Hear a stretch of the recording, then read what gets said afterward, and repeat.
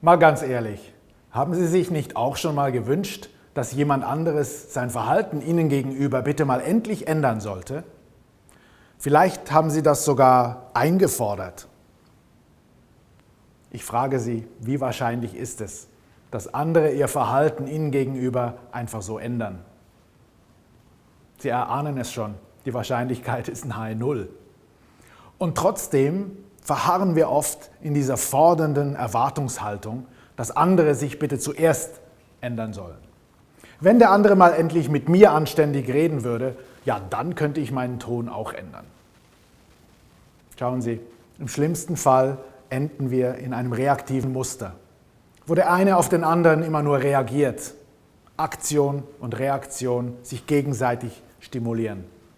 Das muss keine gute Qualität haben, kann sich aber über Monate, Jahre oder Jahrzehnte erstrecken. Im schlimmsten Fall gelingt es keinem von beiden, aus diesem reaktiven Muster auszubrechen.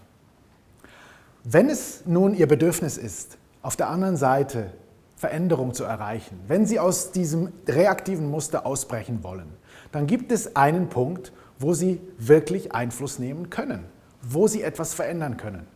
Und das ist bei sich selbst.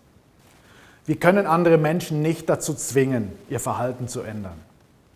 Aber wir können sie einladen zu einer Verhaltensänderung, indem wir unser eigenes Verhalten anpassen. Das braucht gar keine große Sache zu sein. Häufig hilft es, mit einer kleinen Verhaltensänderung das Gegenüber schon einzuladen. Zum Beispiel, indem ich bewusst mehr Verständnis zeige, indem ich bewusst besser zuhöre.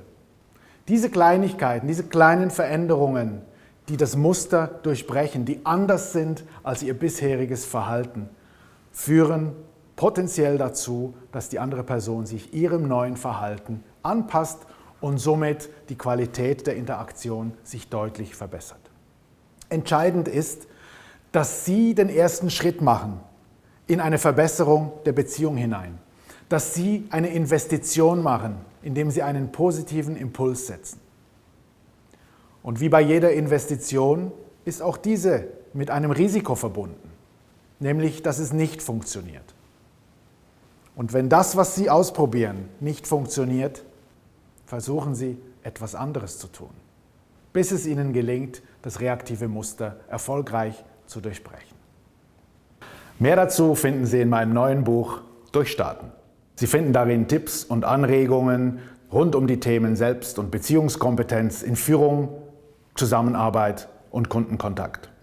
Sowie die Essenz aus meinen über 20 Jahren Arbeit als Coach und Sparringspartner von Führungskräften und der Arbeit mit Flugbesatzungen und Passagieren aus aller Welt. Erhöhen auch Sie jetzt Ihren persönlichen Wirkungsgrad und starten Sie richtig durch.